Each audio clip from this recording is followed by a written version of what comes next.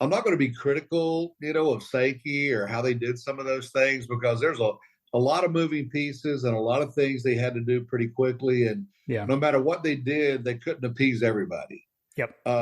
Although they did screw Florida, so I'm down with that.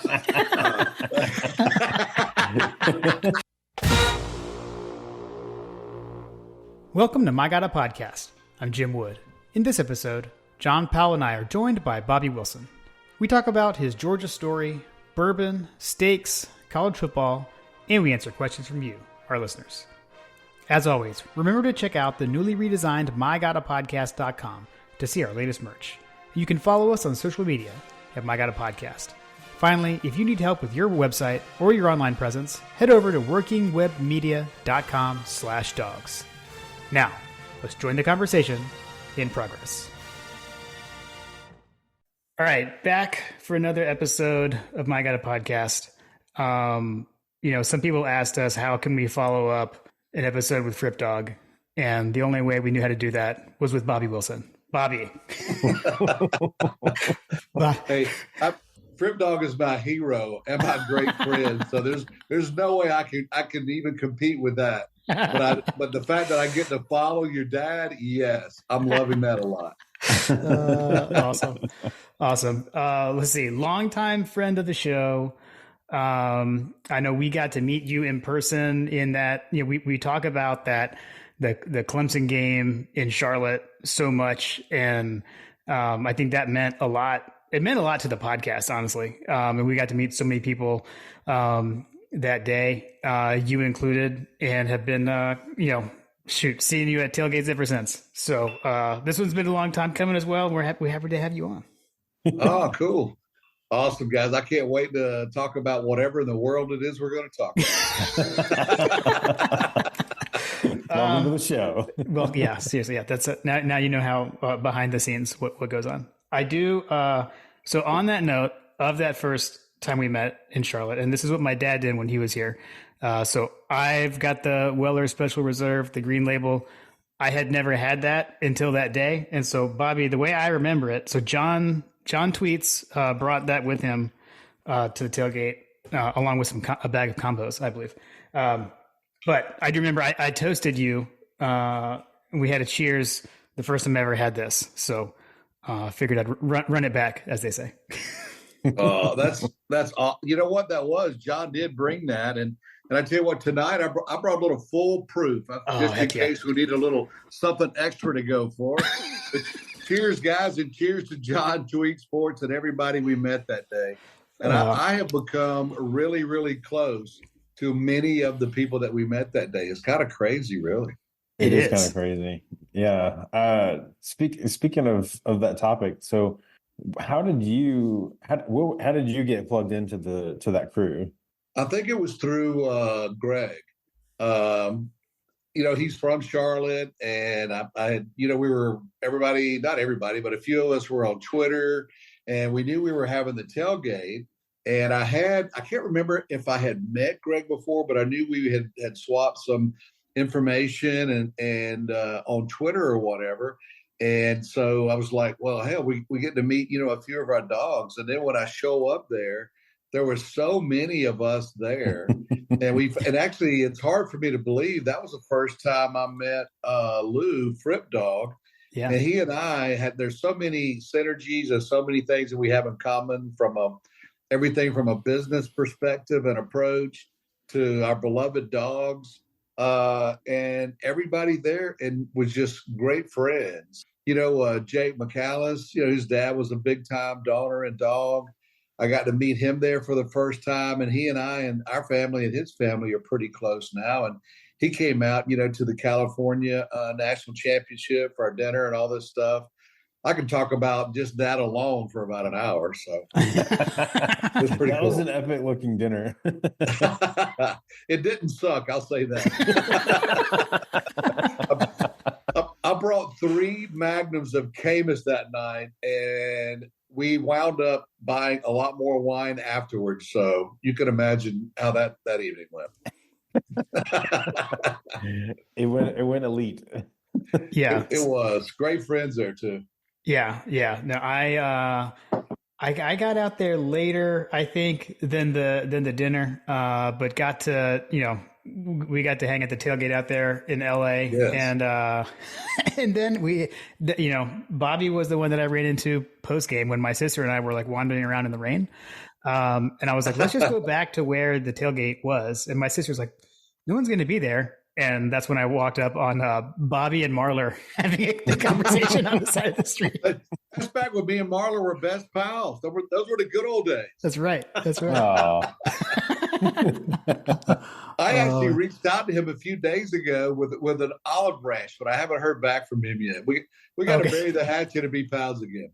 Okay. Was it during his exile? Yeah, I think so. Yeah, maybe you sent it to his account that got deleted. I don't know. Right. I'm just throwing it out there. It happens like, once a year. I think I did. I know, right? I can't believe that guy. Good times. Too good. Well, So JP, that really was the first time that you met everybody, huh? Yeah, that's right. The tailgate before the Clemson game in Charlotte. And actually, I'm going to give all of us credit for that dog tailgate that we actually kickstarted the tremendous run that we are still on. Yeah. I mean, looking back on it, just to win that game was like fantastic and all that. And I don't know that we've lost a regular season game since then. It's kind of crazy, right? It is crazy. And that game was like, all the buildup, all the anticipation, and it was so close. It was tight. It was a hard fought win. Before the offense exploded, right. Pre-Stetson, right? Like it was, Pre-Stetson, yeah. And we look back to that so often of just the beginning of where where we are. And I think you could say that like on the field with the team and then off the field with so many relationships that started that day. And just one other little trivia bit. I think wasn't JT Daniels starting then? Oh yeah. And I actually saw when I lived in Newport Beach in Southern California. Me and a friend of mine went to his son played in a playoff game. He was in high school at Huntington Beach. They were playing Mater Dei, and guess who the quarterback was? It was JT Daniels. So yeah, wow. so I saw him play in high school. What a small world, right?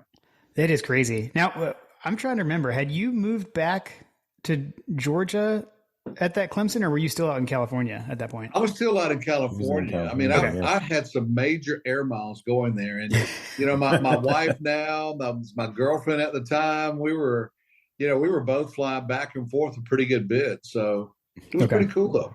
Yeah. Good times.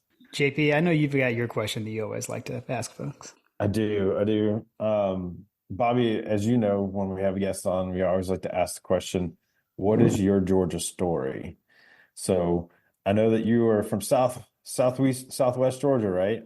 Yeah, I grew up in a little bitty town called Leesburg, Georgia, where Buster Posey and Luke Bryan are. And another piece of trivia, Luke Bryan sang at my sister's wedding before he hit it big. How about that? Nice. That's pretty cool. Yeah. So what's your Georgia origin story? Well, let's see. I guess it goes back. My dad took my first Georgia game. My dad took my brother and I to see Georgia Tech. And the only thing I remember about that game was it was 32 degrees. It was raining. And to this day, that's the coldest I've ever been in my entire life. But one of my dad's friends was Georgia grad and had season tickets, so he gave us tickets and all that kind of stuff. But but growing up in Georgia, you're always going to be a Bulldog, right? I actually went to Georgia for a first quarter and thought the school was too big, and wound up going to Georgia Southwestern. So I'm not a Georgia grad, although I went for about a minute. And joined a fraternity there and loved it, but still, it wasn't a long drive to go to the games. I went to a ton of games and saw Herschel Walker play a lot, those type of things, and had a good time at a couple of Sugar Bowls. Those were your dad can remember that, I'm sure, Jim. Those were the days. Yeah, absolutely. He's So that, he's wheeling and he's wheeling wheelbarrows out. yeah, my wife's a Georgia grad, and a bunch of her friends are, and I'm in the McGill Society or whatever. So I love it. Yeah. So, That's but awesome. it was there early on, instilled from family, which I know we can relate to here. I think that's how a lot of us get started. They Uh, always Yeah. say they always say start them young, raise them that's right. Raise them right. That's exactly. what I guess Bobby, just like I know we talked about like where the kind of the run that we're on started in in 2021 back in that Clemson game. I mean, how was that for you? I mean, like, talking about that you had seen, you'd watch Herschel play, you saw the 80 championship, and then we had the drought for so long. Not that we didn't have good football in between, but not national championship level football. I mean, what was it like for you, just kind of like with that turnaround and getting back to that ultimate level of success I as a did, Jim. fan? That's a great question. I mean, because being a fan and everything else, I even feel like more than a fan. I feel like a part of the university, like you guys do, and all that, right? Because we spend Right. so much of our time invested in it or whatever. But we were always close. We were so close, and then that SEC shorts or whatever that's got the girl Hope in it. God, that was the epitome of the Georgia fan. Every year's like, this could be our year. And even, another side note, even like today, Buck Belue is still one of my all-time world heroes. I mean, I saw the guy play football, I saw him play baseball, all that kind of stuff, and follow him on Twitter and all that kind of stuff. So he was like a legend to lead, for that year that we won the national championship. But it was so many years, and we were always so close. And Mark Richt, I love him. What a fantastic man! He took our program and the university to the next level. But then whenever Kirby came in, we won at Notre Dame, and I'm like, wow. All of a sudden we won a game that typically we lose. And I go back, and to me, that's a foundational game. And even though that Clemson game at the time, Clemson is not the Clemson they are now. Dabo and Clemson are another program that Kirby killed. Is what I'm going to say. He crushed their souls. So Clemson has not been the same since that game. And I apologize to the Clemson fans that I follow on Twitter and follow me and might listen to the podcast. But so quote, we started getting over the hump, and we realized, we really are good. We can win these things. And so, yeah, we started doing that. And then whenever, we went to Indianapolis and won there, that was like the 800-pound gorilla that was on our back that we didn't just toss him off. We picked his ass up and threw him down hard. And we have not looked back since. So yeah, I still go back to the Charlotte game and looking back on it, how close that was and all that. From there on, we really didn't have that close of a game. It was pretty good after that. Yeah. Yeah. It's been a good run. It is true. I've been thinking about that, like, to put it mildly, a good run. well, yeah, and I can think about it, like, on this podcast, like, John, for you and I, like, when on our first season was the COVID year, and we were like having to like break down and analyze like how to win every game. Like that's changed. That changed a little bit last year. It's like, don't turn the ball over, we win the game. Our analysis became Georgia good, other team bad. Yeah. Heck of a run. No, I love it. I just like, I know what like what it's felt like for John and I. But that was the first national championship for us. So I always like to hear that perspective of the drought, right, and how people have felt with that. So yeah. What did it feel like? We never gave up. Yeah. Well, I didn't mean to interrupt you there, John, but I will say, all of us loyal fans, we never gave up. And every year we had hope. Legitimately, every year we thought this is a year. And then once we turned the corner, it really was the year. Yeah, it was unbelievable. So Bobby, you've been through several coaching regimes in your fandom. And as an insider, I would refer to you as an insider, especially someone that's been so connected with the university through the McGill Society. like what's been the vibe over the years through each coaching regime? Let's see. And what is it I that don't mean makes to be, Kirby I so guess I want to different? be a little careful because I do have a little bit of an insight on some of that. I mean, part of my family that my family married into are big time, long time Georgia donors and things like that. I mean, and they're great people on top of that. But yeah, so maybe I know some things that more than others, but I don't try to make a big deal of that. But as far as the coaching things go, I mean, so what specifically, like you're talking about, Just like the Mark like Richt? what are program differentiators or program fence posts, that kind of thing. You know what I mean? Like what is it about Kirby's program that's been different than the others? I tell you, Kirby is. I mean, obviously, I've never seen anybody work like that man works. He Mm. never takes an off day. Obviously, being an alumni and he's a player, his wife played there. He loves the university. He hates Florida like we hate Florida. All those type of things, right? And Kirby is the kind of guy like he's confident, but he's not cocky like some of the coaches were out there, like Steve Mm. Spurrier. I don't want to digress on him, but I still got some bad thoughts about that guy. But anyway, so Kirby came in, worked hard. He locked up the state of Georgia, and I remember one of the first things Kirby said was, our offensive and defensive lines are too small. We Mm. have to win the line of scrimmage. And if you look at our line of scrimmage since Kirby was there versus any previous coach, that's actually the biggest differentiator between our teams now than it was. We've always had some really good skilled players, right? I mean, big time players in NFL, big time college players, but now the line of scrimmage, we own that for the most part.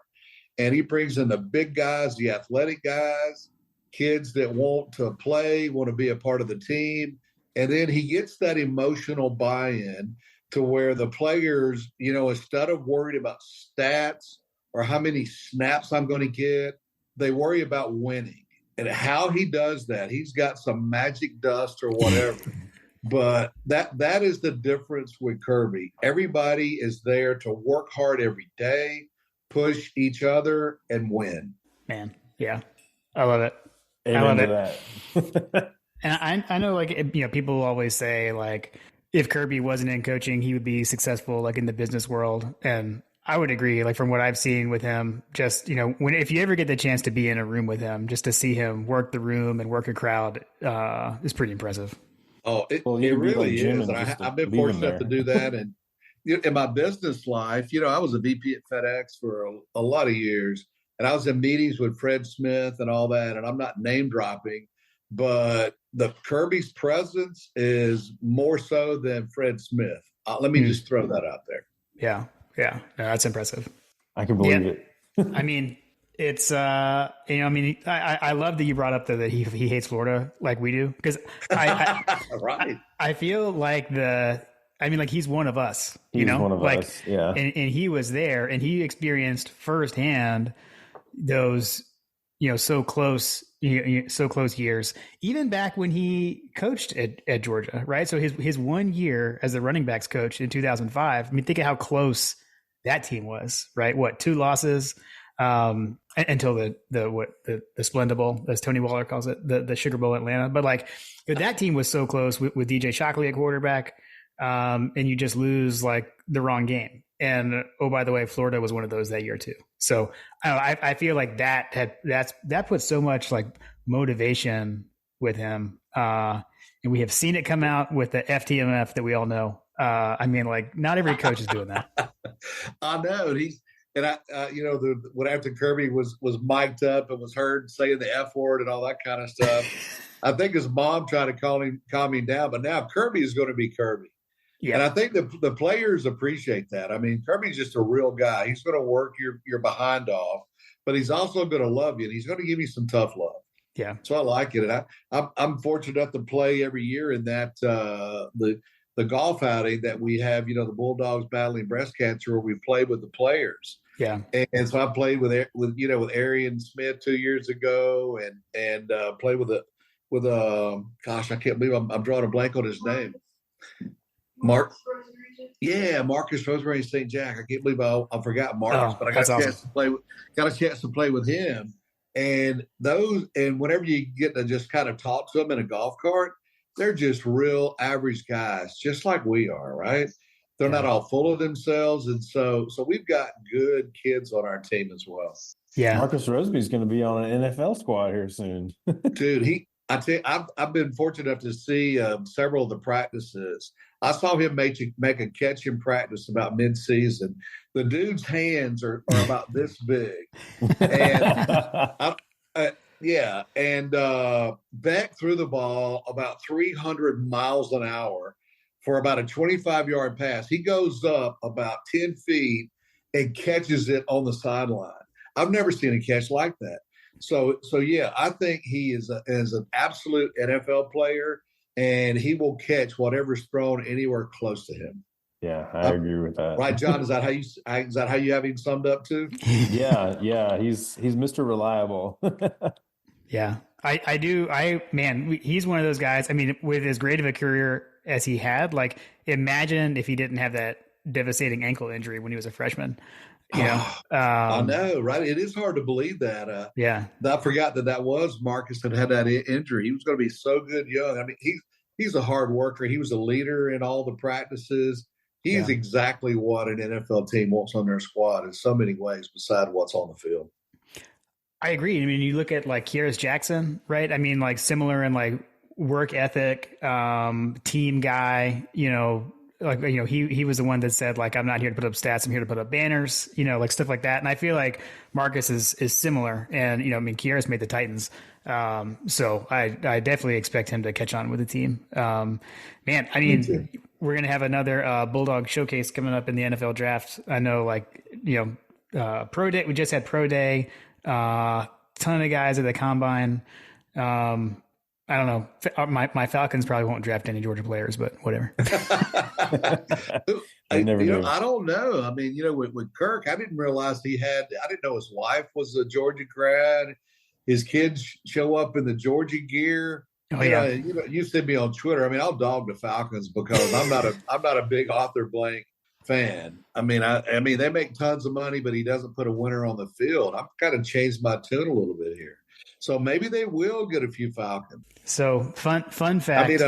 Bulldogs. Yeah. Fun fact. So you mentioned Kirk Cousins and that his wife's family is Georgia. Her oldest brother is in my fantasy football league. Like, I went to high school with that family, and their mom was the home ec teacher at my high school. So I know that family well.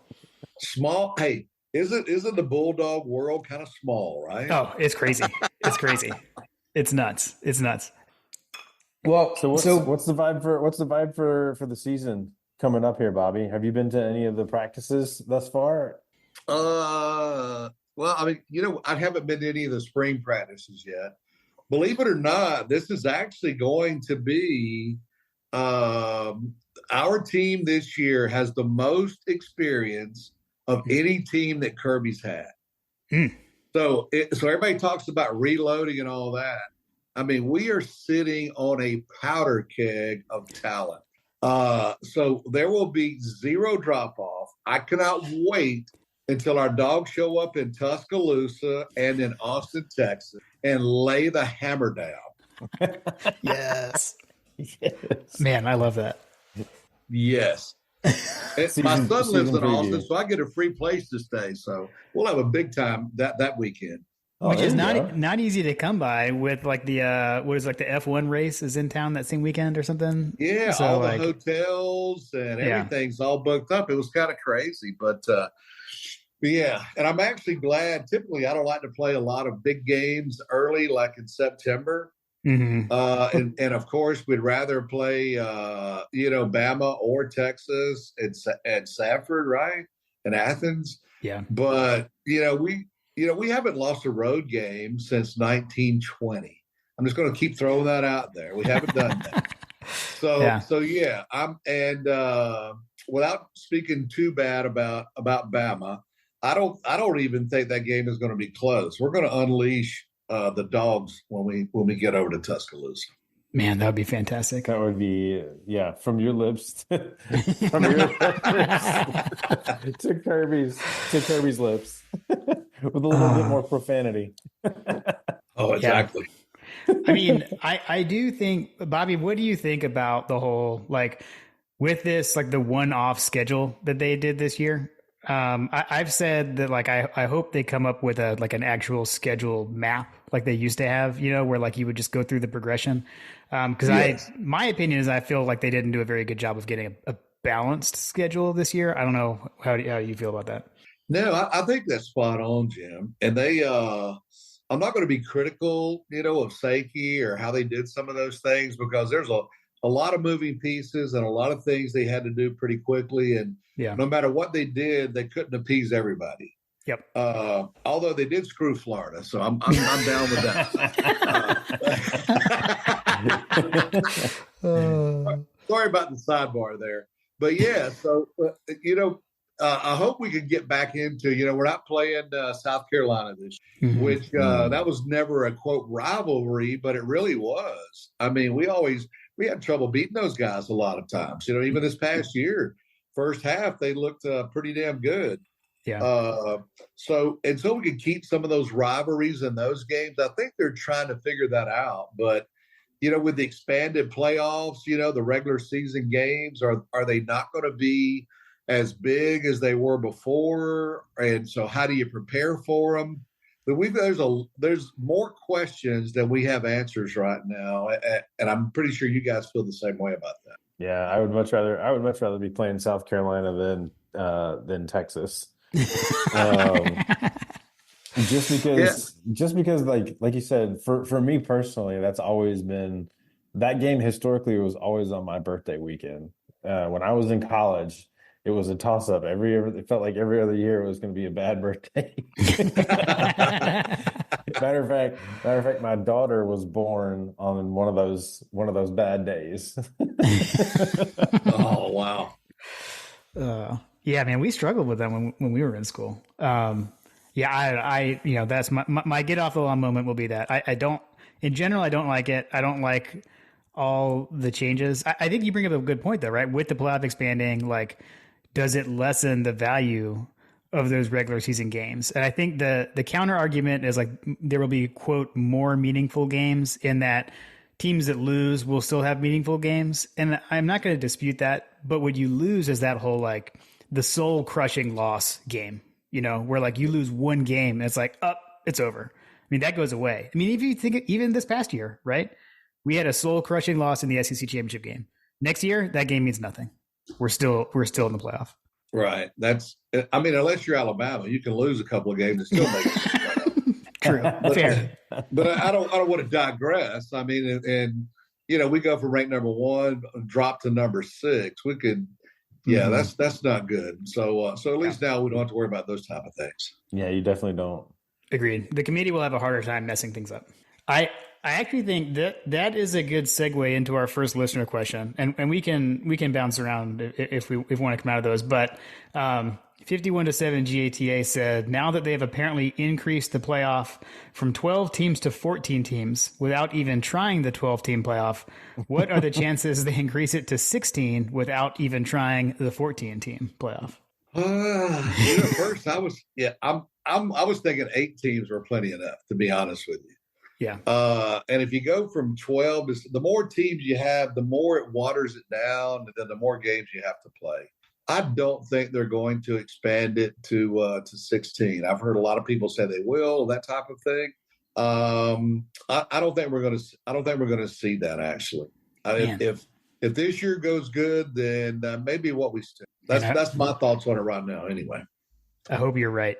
I think 6 would have been enough personally, but I don't think you needed more than 6. But that's me. JP, what are you thinking? Bring back the BCS. Yeah, right. 16. Yeah, that was.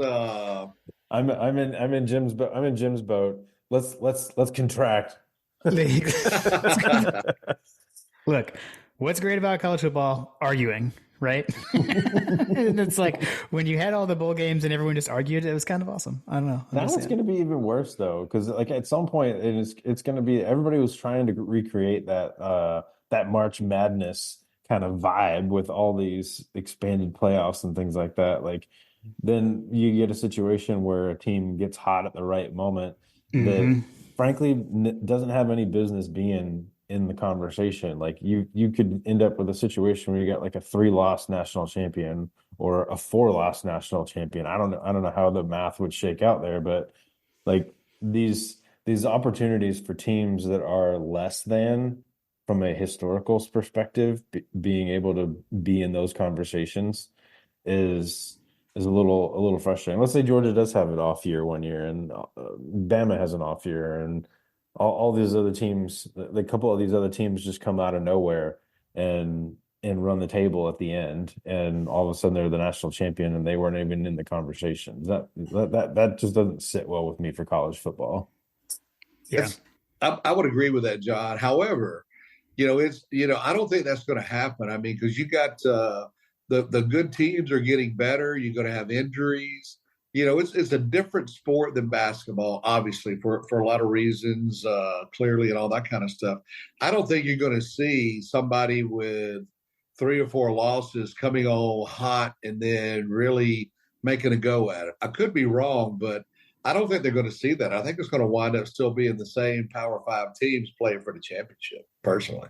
I'd actually prefer that. I don't know. Because when I think the kind of the argument for it is like that the Giants team, that beat Tom Brady, and it's like, that wasn't even a great Giants team. I wouldn't say. And it's like, see, that's why the NFL playoffs is so great. And it's like, is it? I don't know.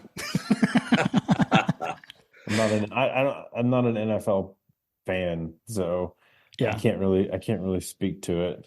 We'll have to defer to Lamar on some of that. Yeah. He's a big Steelers fan. But I just, college football was a unique sport, and it is increasingly less so now. And making it like the other sports that, in my opinion, are fraught with issues, it seems like bad business. And it may be bad business from a fan experience, from a historical storied, traditions experience. But obviously we're all smart enough to realize that if there's more opportunity to maximize the dollar, they're going to do it. Yeah, exactly. Let's see. Actually, okay, before we get to the next one, I thought it was funny that we mentioned basketball a couple of times in that conversation. And I was going to make a joke, and I probably missed my moment, to say that this was the NIT preview episode. Because if you didn't know, Georgia did get into the NIT.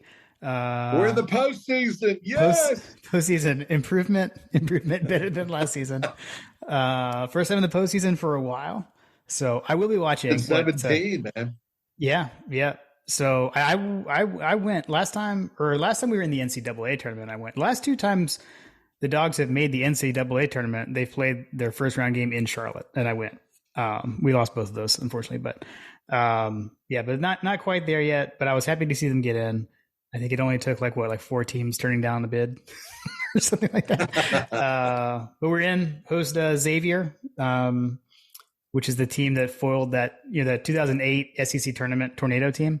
They lost to Xavier in the opening round of the NCAA tournament. So we're going to try to get payback for that. So that's what I'm going to say there. That was for Fletcher. Okay, we can move on. The basketball minute. The basketball minute for Fletcher. All right. Next up, we've got one from Hug Dog. So Jason Huggins. First, he just said, "This makes me happy, Bobby, that you were going to be on." So I thought that was awesome. I love me some Jason Huggins and his entire family. I will say that live and in color. Amen. So his first question: what is the best way to get that extra heavy pour from your bartender? Oh, I think Jason probably gets a lot of the extra pours too. But I would say it's a couple of things. A lot of people say, "Well, you're a big tipper" and all that kind of thing. And I do tip 100% off of service. I don't care what the tab is. I tip off of service. But the other thing is, appreciating people. Like when I walk into the place, to any of our clubs out here at Reynolds, I know the wait staff. I know all of them. Give a lot of them a hug, or they come up and give me a hug or shake my hand or whatever. So if they know that you're like for real and you're just understand they're working, but you still treat everybody like you're supposed to, Yeah. and you're going to give them a good tip, then they do that. I've never had to ask for a good pour, but they always give me one. So yeah, I say it's twofold. Tipping is important, but treating people right and letting them know you appreciate them probably means as much as the money. Man, I love that. Fantastic. Let's see. Number 2, if you could choose one, bourbon or another football natty. So I'm reading this as, would you give up bourbon for another Clarifying question. I really hated that Jason asked me that question. Hey, you can always switch. You can always switch to Scotch. Right. Yeah. Right. Yeah. If it's, for a natty, I would give up my bourbon. I would go with the natty. I think I would too. I went so long without even understanding bourbon. I think I could pull that off. I can get back to my craft beer selection. This would become a Scotch podcast. Yeah. Back to Fripp Dog, I think, in Clemson, that was like his first go at bourbon. He and I've had several conversations about everything from business and knee deep in business, and then bourbon, what's the good ones, the bad ones. And now look at Fripp Dog's bar. Yeah. Like, holy mackerel. My man's come a long way on I'd like to bourbon. say that we had a hand in that. Probably. Jim got into bourbon after conversations here. I got into bourbon off of the conversations here. So, yeah. Yeah. Now John's been to the bar, been to the Nicholson bar, at least in the basement setup. John's. I've had a pour at Ponda's famous bar. That's right. All right, I like this one. I'm curious on this one, Bobby. What's the best professional advice you've ever received? Wow. I tell you what, I thought about that when I read the question on that. And I've had a lot of great advice and I've had a lot of great development opportunities at FedEx. Actually, I've got a executive MBA at Cat School of Business at Pitt because our offices were in Pittsburgh. But I would have to say, and it was my Irish boss. He was a chief operating officer for us. He taught me to put things in my rearview mirror very quickly. Whether you had a big problem that day, you own it and understand what happened and you move forward. Or if you had a fantastic day, guess what? That's great. You celebrate, and then you get right back on the path and move forward. So that's what I would say. Whether it's good or bad, put it in your rearview mirror and keep driving forward for continuous improvement. Man, yeah, that's good. That's good. It sounds like a Ted Lasso, the business version of Ted Lasso be a goldfish. Yeah, I didn't even know who Ted Lasso was until I heard all the stuff about him that I actually watched part of that series. I'm like, wow, this is actually pretty good. Yeah, wow. It's a fantastic show. It is. Let's see. I don't know, JP, if you have anything. I was trying to think through that too. For me, anything. Mine was actually was pretty similar to yours, Bobby, because I had a similar thing about that with putting stuff behind you. I guess my other one would just be around communication being key and learning the communication style of others to make sure that they receive the message. Because I know I've had come across that in my career where my message was delivered, but it wasn't received, and you have to make sure that it is received. So that was something I learned along the way too. Right. People can tell very quickly if you really care about them and if you're sincere. Yeah. And I'm a relationship manager. I can make decisions at a heartbeat and all that, but I like to know somebody and know about them and their families and all that. And it means a lot to people. It means a lot to me. Yeah. I would say that's probably the biggest thing is in my line of work. Like everybody talks numbers and performance, right? Like it's all performance based. What are you doing for me lately? But I've had success in my career with just establishing those relationships, like what Bobby was saying. Like there's people behind the phone at this, today's world is behind that camera. Yeah.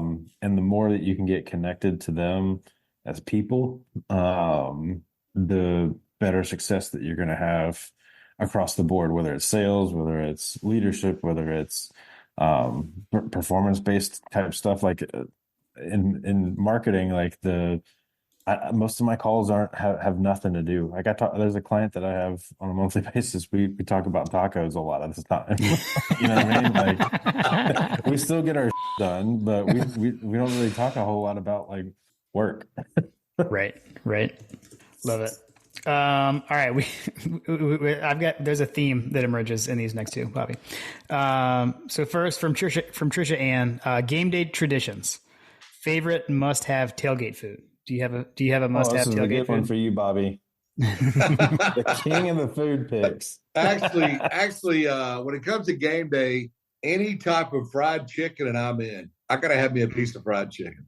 What's your go-to fried chicken? Mm. I don't know that I have like a favorite. That's Anna's in the background. She said gas station fried chicken. Is that friend of the show, Anna? Yeah, that's Anna. She's definitely a friend of the show. Actually, one of my favorite foods will come on camera. is Golden Pantry fried chicken livers. Heck yeah! I'll get a box of those, and I'll get a $200 bottle of wine and get on my boat on the lake. That's and awesome. I'm in heaven. That's incredible. That's awesome. That's incredible. You can take the boy out of the country, but you can't take the country out of the boy. I love it. I had some gas station tacos at Fripp Dog's house, so that's right. I'm a fan of the gas station food too, Bobby. Oh, sweet! Fripp Dog knows about that too. Yeah, he was actually. He's like, man, I gotta go try those tacos. John said they were so good. Hey man, if I can find a place that when you walk in the door and you're the only gringo in the place, you've walked into the right place. Yes. Let's see. So Trisha Ann also said, "You're fresh out of bourbon and White Claw. What's next?" I don't know if it's good or bad that everybody knows my favorite drinks there. I would say, I like Grey Goose vodka, especially in the summertime. So Grey Goose on ice with fresh squeezed lemon in it. Even like when I'm at the beach and drank like, a couple of cases of White Claw in 2 days. I drink a lot of Miller Lite at the beach, but yeah, vodka and fresh squeezed lemon on ice. It's kind of hard to beat that. Yeah, nice. So that would be my next go-to. This would be the point to remind folks at home that if you're buying Tito's, you're supporting Texas football. There you go. See, I don't drink Tito's because I'm aware of that. And now Hunker's is pretty hard to find, but so the Hunker Down? It is. Hunker Down's pretty hard to find where I'm at for some reason. Interesting. But I gotta find it. I gotta find it surprising. We know some folks. Right. We do know some folks. Yeah. Also, was it ABC package? Where we went, John? The one on like Atlanta Highway? Wow, this was in the season, so it had just come out. So they had it there. I'll tell you that. Yeah, the ABC shop that that's where my dad goes. Your dad goes to. Yeah, they had it, but I'm talking in the fall. So I don't know, Bobby. Maybe supply has changed since the fall. Speaking of ABC, that was the second time because I met him at I'm sorry, I'm talking to Anna over here. But I think actually maybe even before the Clemson game, I met Fripp Dog in the parking lot of ABC Liquor. Yeah, we both were kind of hooking up and talking, and he's in town. I'm there, so we got that. For some reason, it happened to be our meeting point. This sounds like the most elite drug deal of all time. It could have been for sure, yeah. Following up on the White Claws, Brooks wanted to know what's your go-to flavor of White Claw. This is I don't why Brooks drinks Coors Light. Really? Are you kidding me? That guy's going to get on me about my White Claw. Well, I like mango, pineapple, and my favorite is black cherry. Okay. And I like High Noon as well. I mean, I High played Noon pineapple is a solid choice. Right. Yeah. All right. I am trying to look something up that I saw yesterday because I'm curious if you guys are aware of this. So there's a new seltzer that has come out, and it's called Happy Dad. Have you seen this? Oh yeah. And there's a grape flavor. It's grape, and it says Death Row Records on it. Really? Yes. And there's so I took a picture of it when I was at the grocery store yesterday, and I sent it to Kim. I was like, should I buy this? And so she Googled it, and there's a commercial with Snoop Dogg saying buy the grape Death Row Records seltzer. She's like, well, Snoop Dogg said to buy it, so you have to. So I did. I haven't had it yet, but I have some. So I'll report back, Bobby. Snoop. Yeah, I gotta do what he says. That sounds like the suburban version of Purple Drink. Exactly. It's not drink, it's drank. D-R-A. Yeah, I tried to throw it out there. Oh man. This one was just a shout out from the Dogfather. The Dogfather, also a friend of the show, former guest, said that this was sounding like the GOAT episode. So high praise, Bobby, from JT, the Dogfather. Yeah, I appreciate it. Thanks, JT. All right, Bubby Dean. Bubby says the Dogs have gone 8-0 in regular season SEC games over the last 3 seasons. With road games at Alabama, Texas, and Ole Miss, will the Dogs run that gauntlet and stay undefeated in 2024? That's a great question, and those are 3 of the. I would say we have the toughest road games out there. Period. Yeah. And if you look back, when we do this, when we beat Alabama and we beat Texas, I actually think that Ole Miss is going to be the toughest game that we have. I have them winning the West personally. I mean, they've always improved, and they've got great athletes. But yes, I think we can do that because our Dogs can play in any stadium, and you see how good we travel. We've always traveled good, but now we travel exceptionally well, like even to an elite basis like that. Yeah. I believe that we can win all 3 of those games, and I'm going to throw it out there that the Ole Miss game, we'll win that on a last minute field goal to pull that out. I like it. The Fighting Hunters. Tough road game. Tough road game. He'll have trouble figuring out who to cheer for that game. Yeah, I don't know. He wore Georgia stuff in Athens. Is he going to wear Ole Miss? Hunter's listening. Hunter, are you going to wear Ole Miss? I don't know. I feel like Georgia's just a Georgia fan now. I mean, yeah, he is. I'm gonna use the man's words, to hold him to it. He cuts checks to the University of Georgia for season tickets. So I expect him to be in red and black. If he is not, he's going to have some. We're going to have some words. I have no doubt he will be. Now, if it was baseball, it might be a different story. Yeah, this is true. Because they have the elite piping on their uniforms. Let's see. Walt Dog NC. I liked his opening. If you can see Bobby over the seafood tower, 3 questions for the Sandy Dog. First one, favorite cigar. What's your favorite cigar, Bobby? Let's see. I would say that would be the Oliva Melania Maduro. That is a really, really good smoke. I would say that's my favorite non-Cuban cigar out there.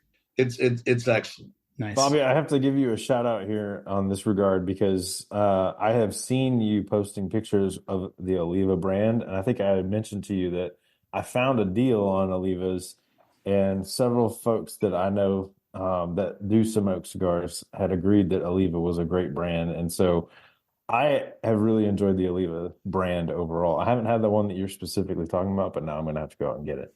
Yeah, I reckon they do go on sale. I get a lot of my stuff at cigar.com, but there's a couple of other places out there, and I don't buy them unless they're on sale. So that's once you find something that you like, you wait until it goes on sale, and then you actually get a decent price on it. Jim and I know what Jim's going to say.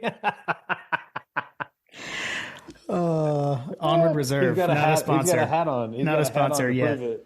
prove it. Onward Reserve has great products, and they go on sale at the end of the season, and it's fantastic. Hey, you know where you don't need to wait for a sale, JP? Home Field Apparel. Head over to mygotapodcast.homefieldapparel.com and use code HunkerDown for 15% off your first order. Hey, home field apparel is excellent stuff. Yeah, A lot of the vintage stuff. I like home field apparel. Yes, big time. I'm a fan. Yeah, they've got good stuff. They've been good. They've been good to us. So, Good people. I got to come out and speak at an event that they put on. It was pretty fun. So, sweet. Let's see. Okay, he's got more. Favorite steak and from where? Wow. Oh, favorite steak. I guess he's talking about the cut, right?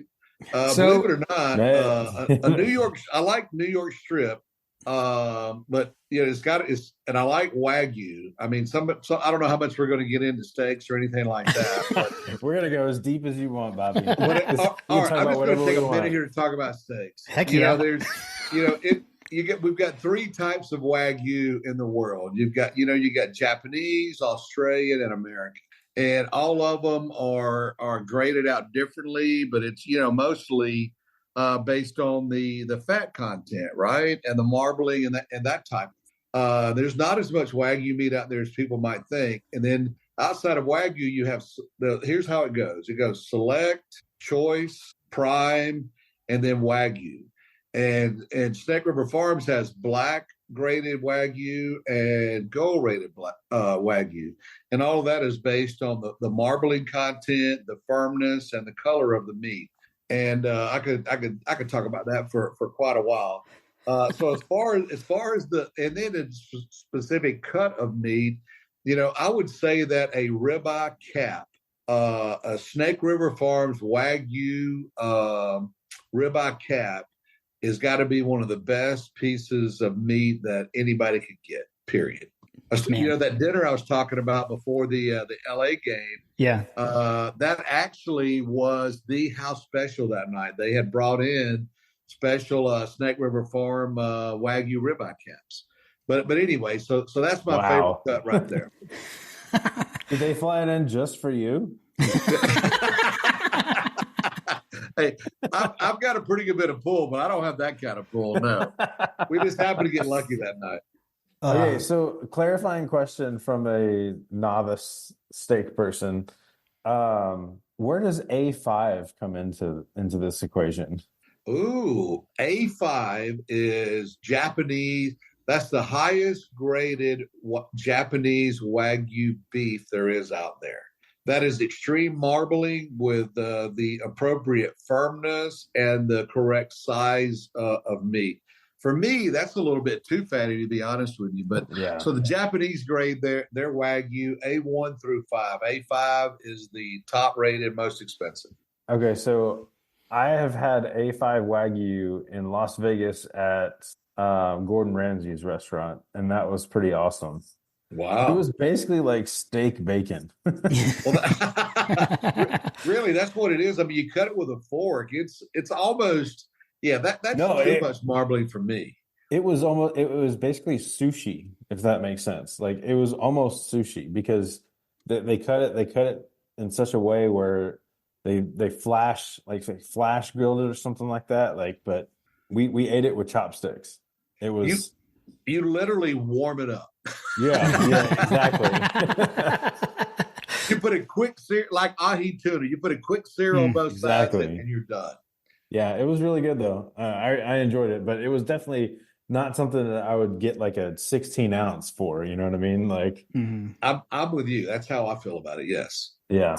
That one that you cooked. What was the one that you cooked earlier today that you had for the podcast fuel? Yeah, that was that was the Snake River Farms ribeye cap as well. That was black grade Wagyu. I've got some gold in the freezer, but that was the black graded. It was superb. I will say, yeah, it was good. It didn't suck. It didn't suck. It looked fantastic. So there was while we're on steak, there was another question about steak. Maybe we can go to that and we'll get back to the last one. So Rob Roberts had wanted to know how to pick out steaks. I think you just educated us on what we're looking for, but he also wanted to know about steak seasoning. And then, do you do a dry seasoning or or a marinade when you're cooking them yourself? Ooh, we got some great questions today, right? Off of Twitter, we really did. I am not a steak marinade man. I never marinate my steaks. If you have to marinate a steak, then I'm like a flank steak or a skirt steak. Those are the Yeah. type of steaks that you marinate and then you grill them up for fajitas or things like that. That's not like if you're not just going to just have straight steak like that. I Right. totally agree. I do the dry brine. I put the Himalayan pink salt on it and put it in the fridge for at least 3 to 6 hours. And you can see the meat literally really turn bright pink, and you see the juices starting to flow in there. That's what it does. It kind of opens up the meat. So that's the only thing I do beforehand. Never marinate, and then you set it out, and you always let it get to room temperature. And then once it reaches room temperature, then I do dust my steak up. Some steak snobs will say that steak needs nothing but pepper, salt and pepper, and Salt and that's it. pepper. Mhm. Yeah. I believe that you eat the steak the way you want it, and I don't care what anybody else says. If you want to burn it, marinate it, you do it. That's your steak. I'm not going to hold that against you. Those people are probably Uh, yelling at you for putting ice in your bourbon too. right? Yeah, hey, I'll put my bourbon bar across the room over there against anybody's, but that's another story for another day. This is not the bourbon episode. So yeah, then I put two different types of light seasoning on mine. My friend Boss Dog has created his own seasoning, and I'm not doing this intentionally. Plug him. But he has the right amount of garlic and rosemary. Those are two key spices for a great steak, is garlic and rosemary. And then he has a bunch of other secret stuff in there. So I lightly season it with that. And then Weber Chicago steak seasoning. Not Weber Montreal. Everybody uses that, but the Weber Chicago steak seasoning. You don't want to put it on too heavy. Just lightly sprinkle that. And first I put a little bit of olive oil on the steak after it gets to room temperature. Then I put those two seasonings on there, and then I sear it for 3 minutes on both sides at 500 degrees, and then I cross sear it, and then I turn it down on low for about another 3 minutes, and then boom, it comes out a perfect medium rare. I love it. I like So it. how about that? I like it. I like it. What's the difference between Montreal and Chicago seasoning? Montreal has some other more quote stuff in it than the Chicago. Chicago's doesn't have quite as much seasoning in it, but it does have the right amount of garlic and rosemary. Yeah, those are two key flavor enhancing ingredients for a great steak. That Nice. is definitely what you see the chefs on the TV doing. They'll throw the rosemary and the butter and the garlic, and then they baste it on the pan or whatever. Like it's always rosemary. So Yeah, fresh Makes rosemary sense. does it. It's good stuff. John, I'm going to be waiting for you to report back after trying out Bobby's stuff. John's got a new grill recently, so I know he's been all into the grilling of late. So. Ah, excellent. I did. I purchased a new Rectech smoker, but it also gets up to that 500 degrees sear temperature. I've got to get a sear kit for it, Jim. Okay. Not many of the pellet grills do that. I don't have a Rectech, but I've heard great things about them. They're local to Georgia, not a sponsor yet, but I'm working on that one, Jim. FYI. All right. Last one from Wild Dog NZ. Favorite pour. What is your absolute favorite pour, Bobby? I've got. There's a couple of them that are up there. Of course, I am partial to Buffalo Trace. I do like a wheated bourbon. Stag is. I mean, it's very high. It's like a high proof, like 131 or whatever. So I take Stag, Weller 12, Weller Full Proof. I would say those three are equal to me as far as the pour. So if I could have like any if I go to a place and the bourbon's free, you can have any pour you want. I'm going to get one of those three right there. I think that's pretty in line with you, right, JP?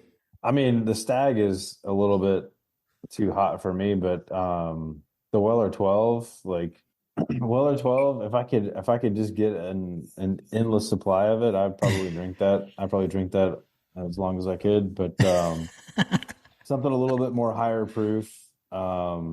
That full proof, you can't go wrong with that full proof, man. Yeah. 107, Weller 107, the red label, which it seems to be harder to find than even the full proof. Yeah, I got an unopened bottle of Antique 107 over there myself, waiting for a special occasion of that. I do love that. Yeah. It's See, not, John, it's not I'm not quite as good as the foolproof, but it is excellent. Bobby. I'm just glad that you've validated what I do and not always opening everything right away like John does. Oh, you can't do that.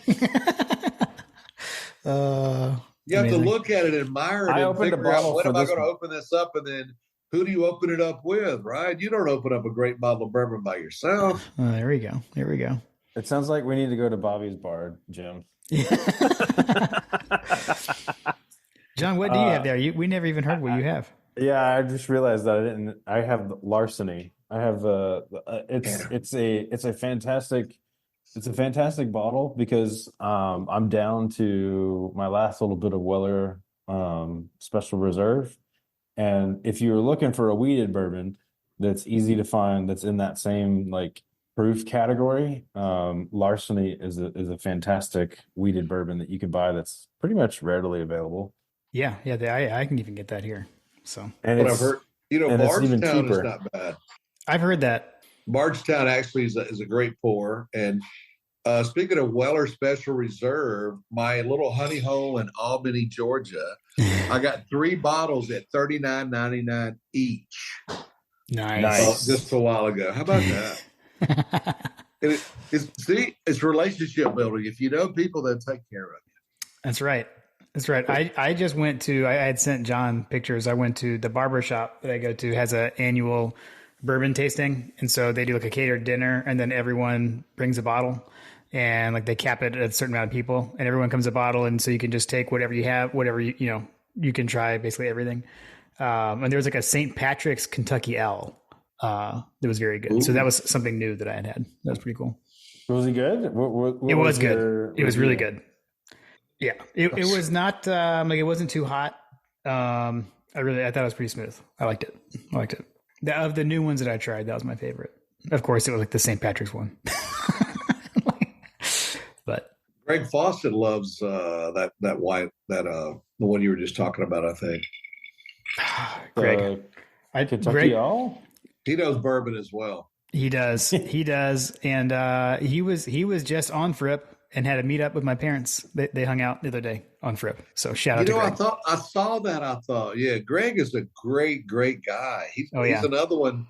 We never even met him until the Charlotte, until we were in Charlotte, right? Whenever he hosted all that. Yeah. We become excellent friends. Yeah, he's a good human being too. I kind of like people that are like that. I like good human beings. All right.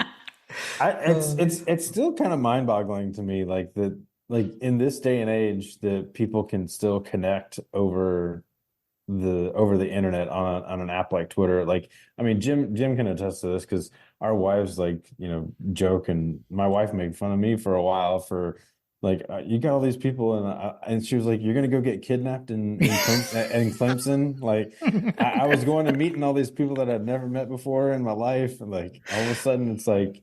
Now we're all interacting and talking, and we're hosting people on the podcast, and, planning meetups for the future. Like, I mean, you actually get to know people through the screen. Like, and that's mind-boggling to me still. Like, it's at the scale at which like these people have been able to kind of generate that is kind of impressive.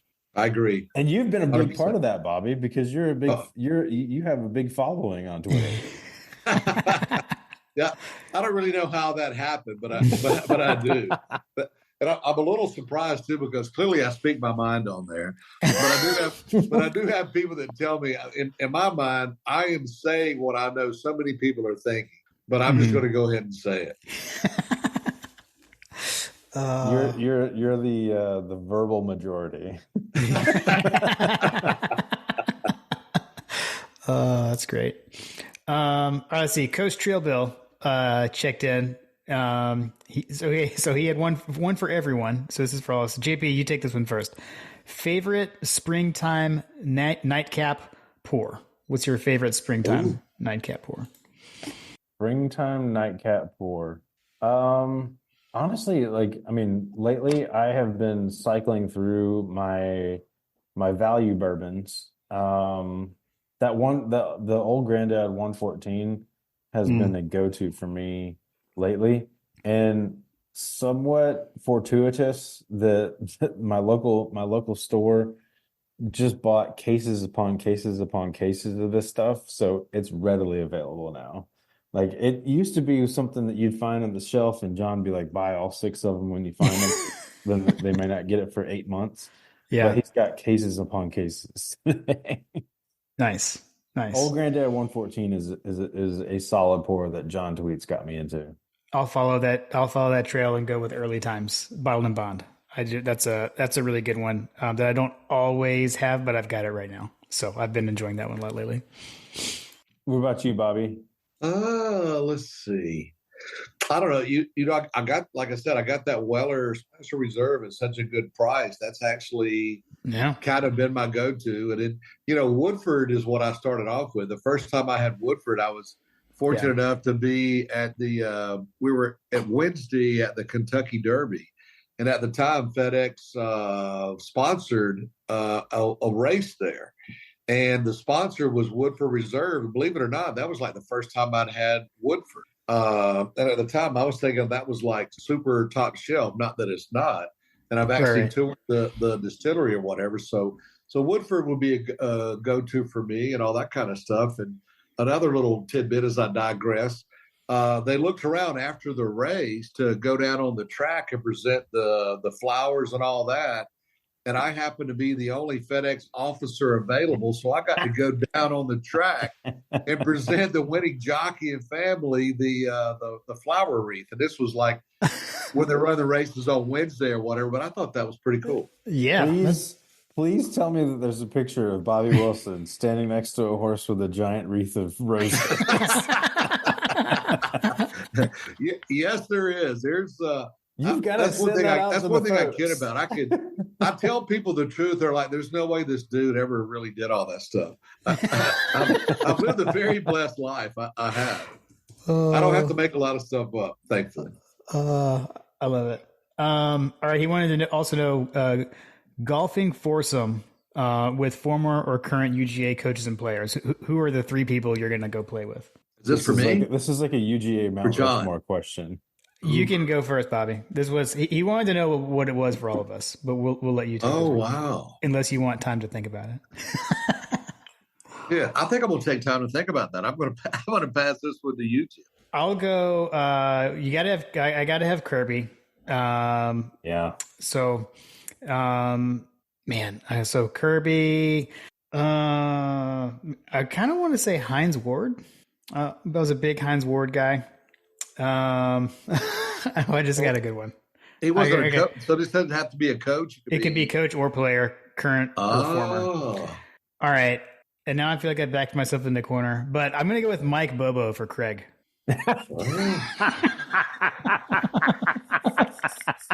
Jim, that was out of friggin' left field. What the heck? If you've seen the rivalry on Twitter, you'll know. That was funny. That was great. Oh yeah, I've seen that. Yes. So mine would probably be Kirby, Vince Dooley, and I'm gonna take some creative liberties, and I'm gonna go Larry Munson. And like you're out. You're out of room, John, because you have to play too. Yeah. Right. You're done. That's a good one. Yeah, you nailed that one. So I'm going to go with Kirby. I'm going to go with Matt Stafford because I'm thinking that dude could hit a ball like forever, right? And I like that. You know what? I'm going to go with Hines Ward as well. I've always been a major fan of his, and I lived in Pittsburgh when he was playing up there a little bit. So Oh, nice. I really like Hines Ward. So that would be my three: Kirby, Hines Ward, and Matt Stafford. That's a good one. That's a good one. That's a good one. I like it. That was a good question, right? It was good. That is a great question. Coach coming in with the good ones. All right, and then Coach had one more for you, Bobby. He said, since you and Dan Mullen both live at Reynolds, any good Dan Mullen stories? Wow. I guess I got to be a little bit. I don't know if I want to be honest with this or not. Say what you're comfortable saying. Mullen's actually very recently left Reynolds, but I won't get into that.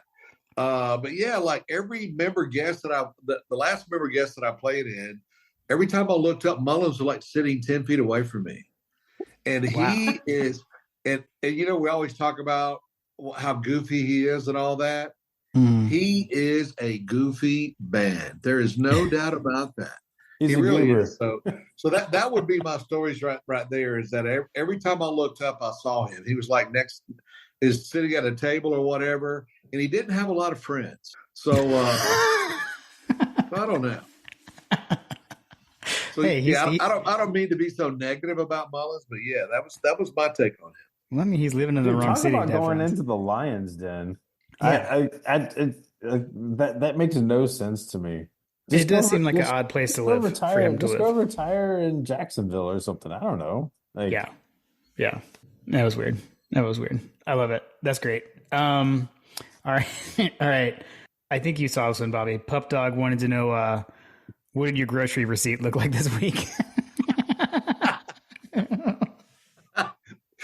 I think the most I've ever triggered people on Twitter, and you know me, I can trigger some Bama people pretty quickly.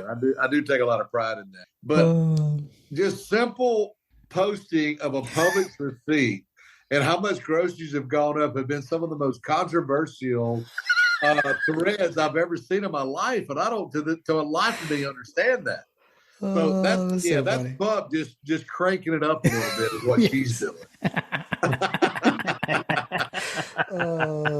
Too good. I literally remember the first time that happened. I think it entered into a text thread that John and I were in. I was like, oh my gosh, people are all over Bobby for his Publix receipt. No, right? I couldn't believe it. You would have thought I posted the most controversial thing on the planet. Dude, it's my friggin' groceries at Publix. Publix has definitely gotten out of hand. Too good.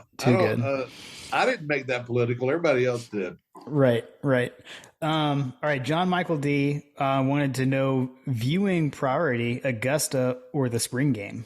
And then he said, and then TV or attending. And I won't be attending Augusta, but I won't be attending. I do have a shot at a Sunday ticket. Nice. So I gotta wait. Hopefully that will come through, but I'm not certain. I do plan on being at G Day. Okay. And I can, I can see what's going on, on my phone and those type of things. So yeah, G Day takes precedent for me. Usually we're down. We go to Water Sound down at 30A every April, and usually it's during G Day. So I've missed the last 2 or 3. So this year it's a week earlier, so I get an opportunity to go to G Day before I go down to the beach. So I'm excited about that. Nice. That is cool. I always have a G Day conflict, so I've got one again this year. I've heard good things about Water Sound too. Yeah, we love it down there. Let's see. Who takes he wants to know from each of us, who takes the jacket this year? So anyone have a Masters pick? Let's go Harmon. Harmon?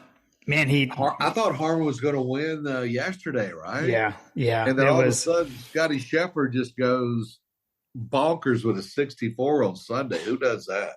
Yeah, and it was crazy. The narrow putt misses for both. I mean, I thought Harmon missed a close one, and then when Clark's went to the bottom of the dang cup and jumped back out was wild. But yeah, I like Harmon. Yeah, I like him a lot. He's a and you heard Kiz, Kiz was doing the commentating. Yeah. And Kiz said whenever Harmon showed up as a freshman, he became the number 1 player overnight. He said he was playing as good as a freshman at Georgia as he does now in the pros. So yeah, he's always been good. He's a little dude, but he's got better distance than people believe. Yeah, he's good. Yeah. But for the Masters, it's hard to say that Scotty Scheffler is not going to win. And somebody, now that we got Liv involved and all that, I would say a dark horse is going to be John Rahm. That guy's game is still unbelievable. So I would say between Scheffler and John Rahm are my two picks. Okay. I'll throw in Clark. He's playing good. Had a good round at the Players. Wouldn't mind to see Harris English do. I'll throw another Bulldog in there. So those are my guys. Stupid question. Is Tiger playing? I don't think so. I don't think so either. But he might be. I haven't. If he can, he probably will. But I don't know. Great question. Yeah. We'll have to Google it. We'll have to hit the Googles. That's like one of those things. If you're a past champion, you get an invitation, right? So like, yeah, I figure you're 65. Unless I'm dead, I'm probably going to try to play. Yeah, if he's healthy enough to swing a golf club, he will be playing. Exactly. Yeah. John Michael D just added a PS. Whenever the Harbaughs ask who has it better than us, I always think they need to meet Bobby. That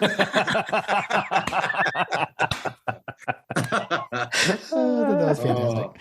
All right. Let's see. Jason and Noonan wants to know, what is your favorite golf course you've played, and what's your preferred beer while playing? You had a favorite course? Yeah, let's see. I was, Whistling Straits was really nice. I got a chance to play that at a FedEx event. I played Torrey Pines, and I played Pebble Beach, Spyglass. But believe it or not, there's a public course in Newport Beach, Pelican Hill, their ocean course. They have an ocean course and two courses there. And I thought that Pelican Hill was, I really liked it. So clearly Pebble Beach is probably the best out of all of them, but second would be Pebble Beach. I thought Torrey Pines was very overrated. Actually,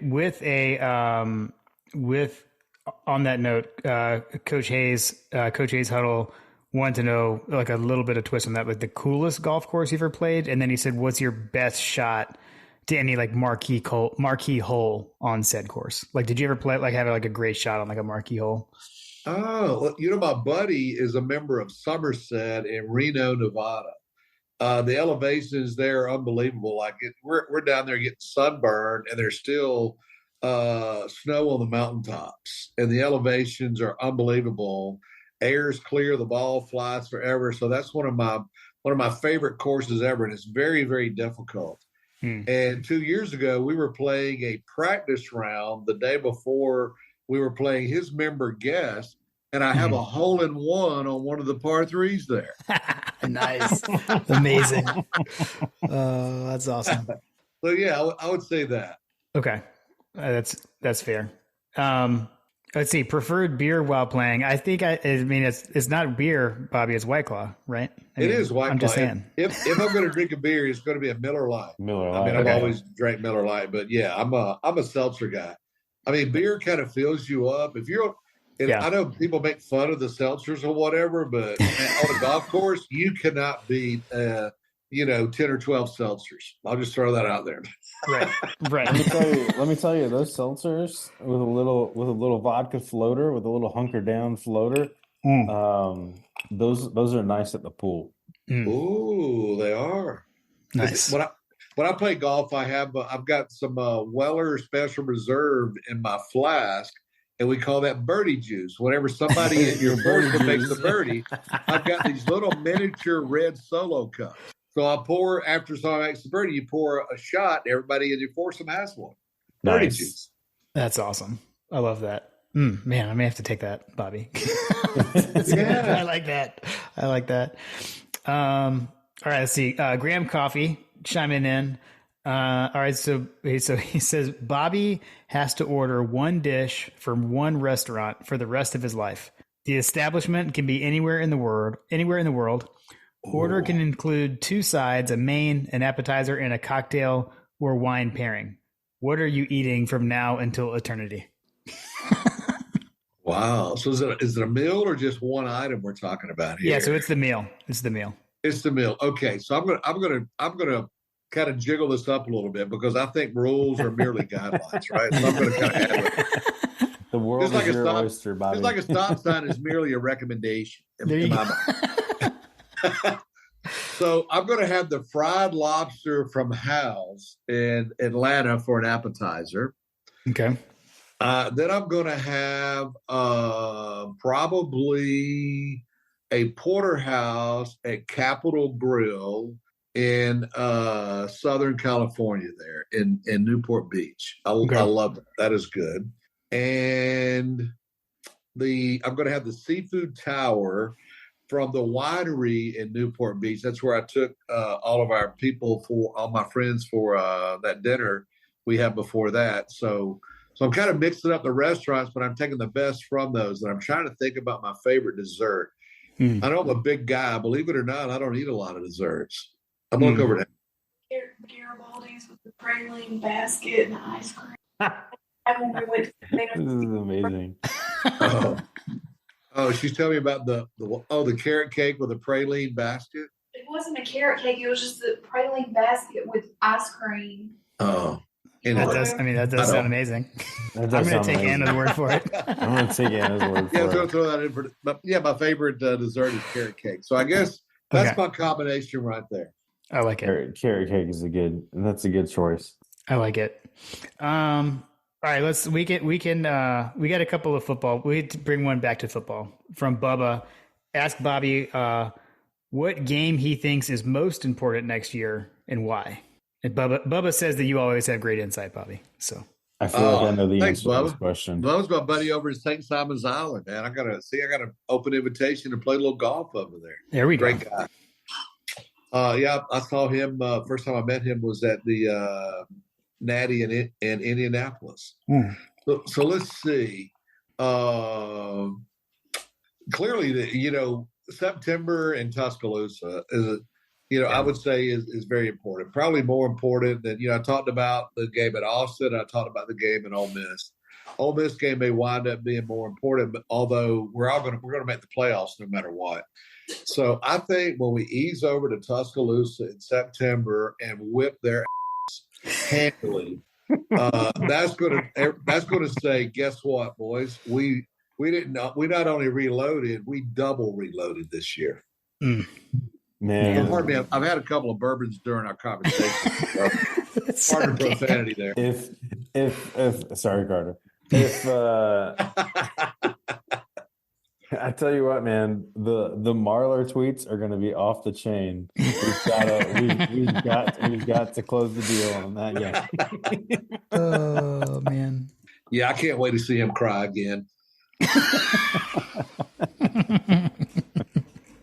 Oh man. Let's see. Okay, so back to some other food questions. I had missed one. So from our buddy Chuck, USC engineer. So Bobby, he said, when I reverse sear a ribeye that has good marbling, I will do it at a slightly lower temp to render more fat, but also keep it on the rare side of medium rare. Have you tried this method before, and do you think it has any merits? Okay, good, Chuck. Good question. I would say no. It does make logical sense. Of course, you're an engineer, so that's why you're thinking like that. But that's over engineering. But that's actually a falsehood. That's not good.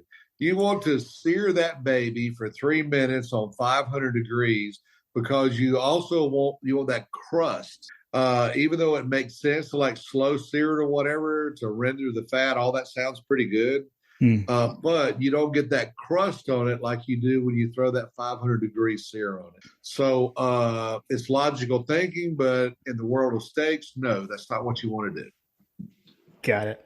I think the reverse sear is interesting because I haven't messed around because I know I have some buddies that do the sous vide steaks situation, and then they'll throw it on that like 800-degree grill or something like that, and like just for like a few seconds just to get the sear on it.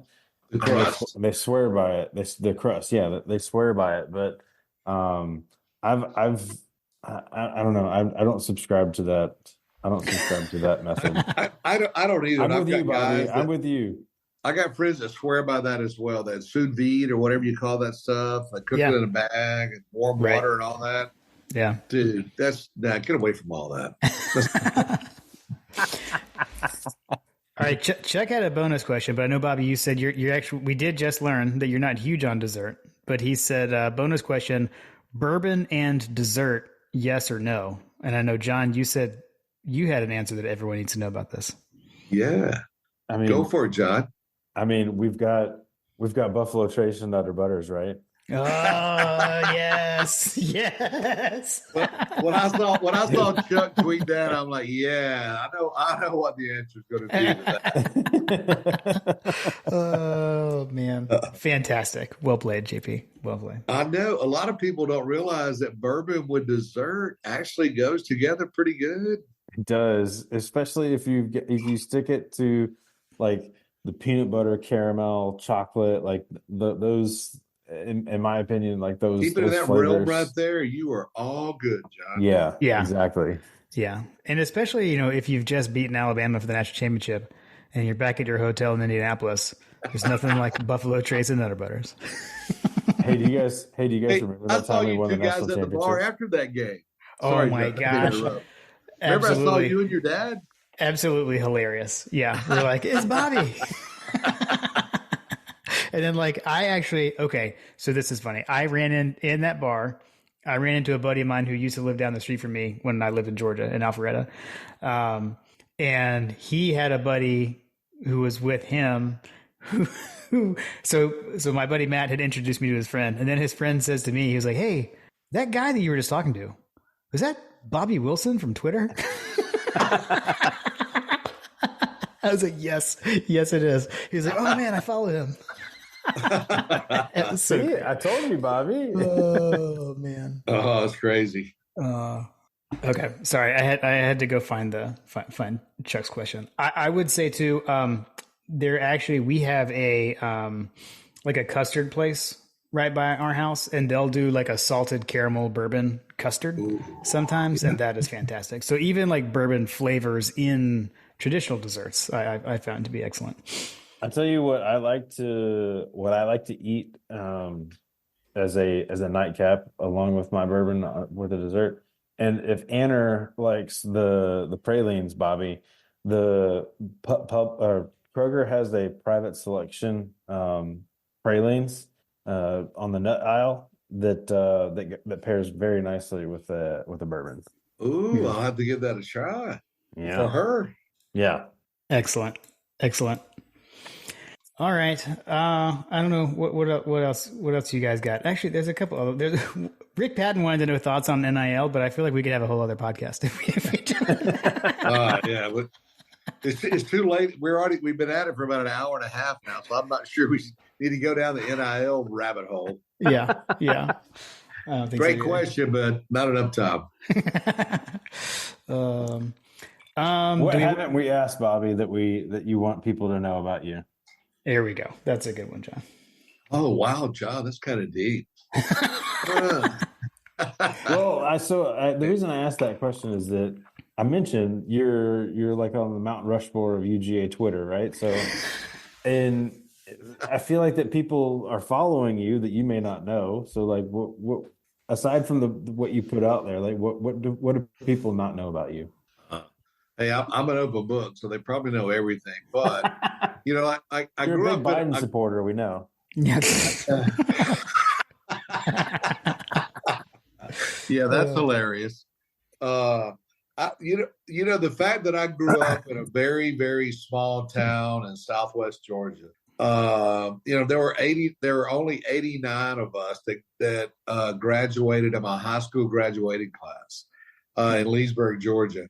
And to join a company like FedEx, and I've lived many places in North America. I had an office in Toronto, Canada for 5 years, and I've traveled every province out there. I've seen a hockey game in every arena in Canada. A lot of people may not know that. I feel like I'm 49% Canadian now. So I would, and I love hockey. So I would say that I would say that, working, I've been very blessed. If you work hard and treat people right, that, great things can happen for you and to you and for your family. So I would like to think that I'm example of what could happen whenever, you do those type of things. You work hard, have integrity, those type of things. Not to be sappy, but you ask. Who's your hockey team? Who's your hockey team, Bobby? I didn't know. I didn't know you were a hockey fan. So who's your hockey? Pittsburgh Penguins. Yeah. I've actually been to Cole Harbor to Sidney Crosby's house that he grew up in Cole Harbor, Nova Scotia. So big time Sidney Crosby fan. We FedEx sponsored the Pittsburgh Penguins, so I got a chance to go to a lot of the special events and those type of things. So yeah, I'm a big time hockey fan. I feel like the Penguins are kind of like if you grew up in the 90s, if you grew up in the 90s, like you have a natural affinity to the Penguins because of Mario Lemieux and Jaromir Jagr. That's me. Like they're like the Chicago Bulls for me of hockey. Well, they were, Mario, Lemieux bought the team. They actually owed him $22 million. They almost lost the franchise. And then he brought Sidney Crosby out there, completely turned it around. And now they're one of the most profitable franchises in a brand new arena and all that. So Mario's a great individual on top of being a great hockey player for what he did for that franchise. Shout out to Lamar, our Pittsburgh friend. I know. I was thinking that. I was like, have we talked hockey with Lamar? We need to find out. We haven't really. Oh, I'm sure Lamar knows all that for sure. I would think. Yeah. A lot of people might not think that. Grow up in South Georgia, and I'm such a big time hockey fan. I mean, Atlanta's had 2 hockey teams. Just kidding. Hey, third time might be the charm coming up. One of them are the Calgary Flames, who I've seen in Calgary play. The other one are the Winnipeg Jets, right? So yep. We know how to lose a team there in Atlanta. Yeah, I like the Thrashers. I would go to. I had Thrashers fever, that playoff team. Yeah, I think if you ever go to a live playoff hockey game, you see like, wow, what fantastic athletes they are. Yeah, hockey, much better sport in person than on TV. To me, that's one of the biggest differences from TV to in person. Games, right? Yeah, that's awesome. Yeah, no, we learned something. I didn't know that, Bobby. That's cool. I didn't know that either. Yeah, well, John asked. That's why we asked. That's why I asked the deep questions. The probing questions. That's right. Oh, hard-hitting analysis on My Got a Podcast. Hey, you're not going to get this kind of stuff anywhere else.